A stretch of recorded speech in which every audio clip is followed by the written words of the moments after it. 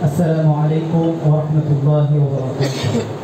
نحمده ونصلي على رسوله الكريم أما بعد فأعوذ بالله من الشيطان الرجيم بسم الله الرحمن الرحيم وما خلقت الجن والإنس إلا ليعبدون صدق الله العظيم. জামিয়া ইসলামিয়া দারুল ফালাহ ঢাকার অঙ্গ সংগঠন দারুল ফালাহ ছাত্র কাফেলা কর্তৃক আয়োজিত ঈদ আনন্দ অনুষ্ঠানের বক্তৃতা সেমিনারে উপস্থিত সম্মানিত সভাপতি, বিজ্ঞ বিচারকগণ, সুদক্ষ পরিচালক এবং সম্মুখে আমার আজকের সুধী মণ্ডলী সকলকে জানাই অন্তরস্থল থেকে আন্তরিকভাবে অগ্রিম ঈদ শুভেচ্ছা, ঈদ মোবারক। আজকে আমার আলোচনার বিষয়বস্তু হচ্ছে হজ ও কোরবানি, তাওহীদ এবং খোদা প্রেমের নিদর্শন। এই বিষয়ে আমি কিঞ্চিত আলোকপাত করার চেষ্টা করব ইনশাআল্লাহ।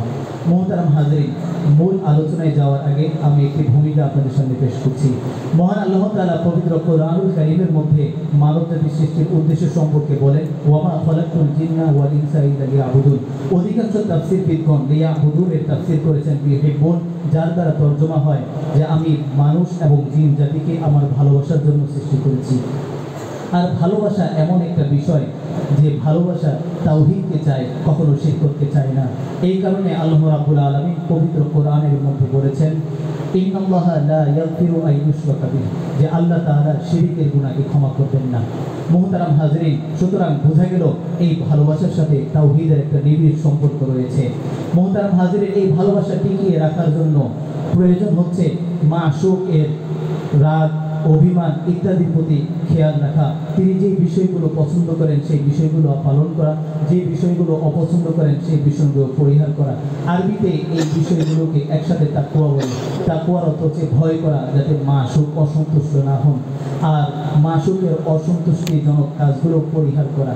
মুহতারাম হাজরিন, মহান আল্লাহ তাআলা পবিত্র কোরআনুল কারীমের মধ্যে তাকওয়ার একটা নিদর্শন তিনি নির্ধারণ করেছেন। যেমনইভাবে দুনিয়ার মানুষ এই পৃথিবীর বুকে একজন আরেকজনকে ভালোবাসার কিছু নিদর্শন নির্ধারণ করেছেন। আল্লাহ তাআলা পবিত্র কোরআনুল কারীমে তাকওয়ার নিদর্শন হিসেবে উল্লেখ করেছেন, যালিকা ওয়া মান ইউআযিম শাআইরাল্লাহ ফাইন্নাহা মিন তাকওয়াল কুলুব।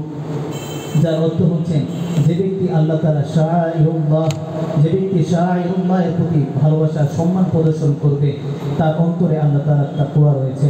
মুহতারাম হাজরিন, কোরআন এবং হাদিসের সার সংক্ষেপ, এই তাকওয়া সম্পর্কে কোরআন এবং হাদিসের সার সংক্ষেপ যা হয় তা হলো, আল্লাহ তাআলা বিশেষ কিছু স্থান, বিশেষ কিছু কাজ এবং বিশেষ কিছু বস্তুকে সম্মানিত করেছেন। যেই বস্তুগুলোর প্রতি সম্মান প্রদর্শন করা, যেই বস্তুগুলোর প্রতি ভালোবাসা প্রদর্শন করা, আল্লাহ তাআলার প্রতি সম্মান এবং ভালোবাসা প্রদর্শন করার নামান্তর। মুহতারাম হাজরিন, স্থানগত শাআইরুল্লাহের মধ্যে অন্যতম হচ্ছে বাইতুল্লাহ, মসজিদে হারাম, মসজিদে নববী, মিনা, মুজদালিফা, আরাফা ইত্যাদি।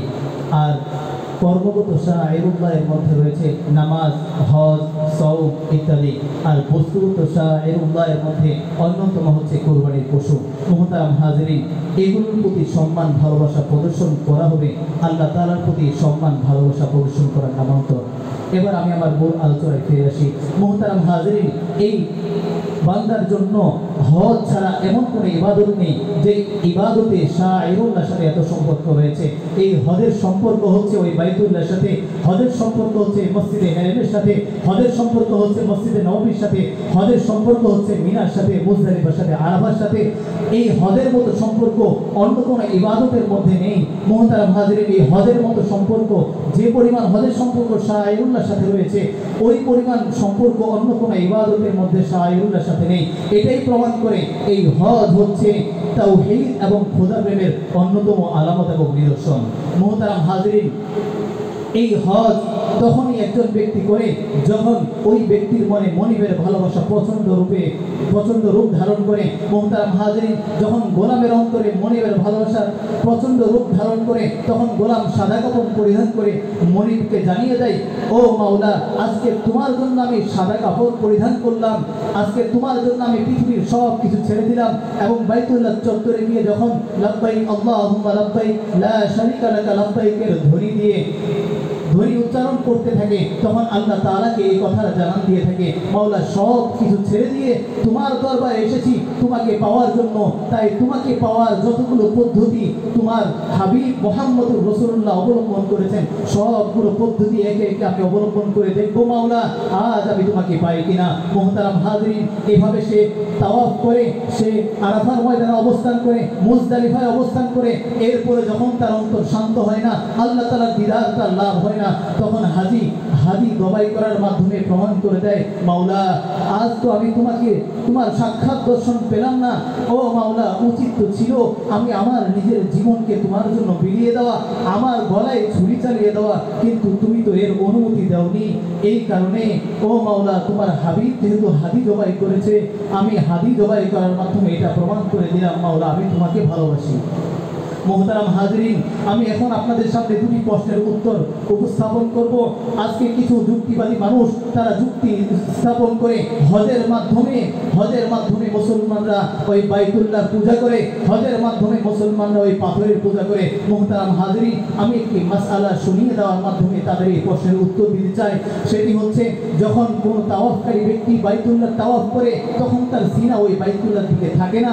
যদি কখনো তার সিনা ওই বাইতুল্লাহর দিকে চলে যায়, যতটুকু সময় ধরে সে ওই বাইতুল্লাহর দিকে সিনা ফিরিয়ে তাওয়াফ করেছে ততটুকু সময় আবার ব্যাক হয়ে ওই তাওয়াফটা পূর্ণ করতে হয়, না তার তাওয়াফ আদায় হয় না। এটাই প্রমাণ করে যে এই হজ, এই বাইতুল্লাহর তাওয়াফ, এই বাইতুল্লাহর পূজা না, একমাত্র আল্লাহ তাআলার ইবাদত। মুহতারাম হাজরিন, আমি তাদেরকে আরো জানান দিয়ে দিতে চাই যে এই হজরে আসওয়াদের চুম্বন, হজরে আসওয়াদের পূজা না। কারণ হযরত ওমর রাদিয়াল্লাহু তাআলা আনহু ঈমান দীপ্ত কণ্ঠে বলে গেছেন, ও হজরে আসওয়াদ, যদি আল্লাহর রাসূল তোমাকে চুম্বন না করতেন তাহলে আমি কখনো তোমাকে চুম্বন করতাম না। সুতরাং বোঝা গেল এই হজরে আসওয়াদের চুম্বন হচ্ছে আল্লাহর রাসূলের অনুকরণে। আর আল্লাহ তাআলা পবিত্র কোরআনের মধ্যে বলেছেন, ইন কুনতুম তুহিব্বুনাল্লাহ ফাত্তাবিউনি, যদি আল্লাহ তাআলার ভালোবাসা পেতে চাও রাসূলের আনুগত্য করো, তাহলে আল্লাহ তাআলা তোমাদেরকে ভালোবাসবেন। মুহতারাম হাজিরিন, বোঝা গেল এই হজরে আসওয়াদের চুম্বন হজরে আসওয়াদের পূজা না, এই হজরে আসওয়াদের চুম্বন হচ্ছে আল্লাহ তাআলার ভালোবাসা এবং রাসূলের অনুকরণের জন্য হয়। মুহতারাম হাজিরিন, এবার আসুন কুরবানি সম্পর্কে দুটি কথা আলোচনা করি। এই কুরবানির দিনে প্রথমেই ব্যক্তি ওই কুরবানির ঈদগাহের মাঠে গিয়ে এটা প্রমাণ করে, ও মাওলা একদিন তোমার সামনে আমাকে হাজির হতে হবে। এর দ্বারা সেটা তাওহীদের ঘোষণা দেয়। এরপরে যখন বাড়িতে ফিরে এসে কুরবানির পশুর গলায় ছুরি চালায়, মুহতারাম হাজরিন, তখন সে এই কথারই অভিব্যক্তি পেশ করে যে আজকে যদি মাওলা অনুমতি থাকতো ইসমাঈল আলাইহিস সালামের মতো নিজের গলায় ছুরি দিয়ে তোমার জন্য নিজের ভালোবাসাকে প্রকাশ করতাম, কিন্তু তুমি মাওলা এই অনুমতি আমাকে দাও নাই। এই কারণে তোমার ভালোবাসা আমি হাদি জবাই করার মাধ্যমে পেশ করে দিলাম। মুহতারাম হাজরিন, এই কথার মাধ্যমে আমি আমার বক্তব্য শেষ করছি। শেষ করার আগে আল্লাহ তাআলার দরবারে এই ভঙ্গুর হৃদয়ে মোনাজাত করি, আল্লাহ যে হজ, যে কুরবানি তোমার ভালোবাসার, তোমার তাওহীদের নিদর্শন, সেই হজ, সেই কুরবানি আমাদেরকে বারে বারে করার তৌফিক দাও। আমিন। ওয়া আখির দাওয়ানা আলহামদুলিল্লাহি রাব্বিল আলামিন।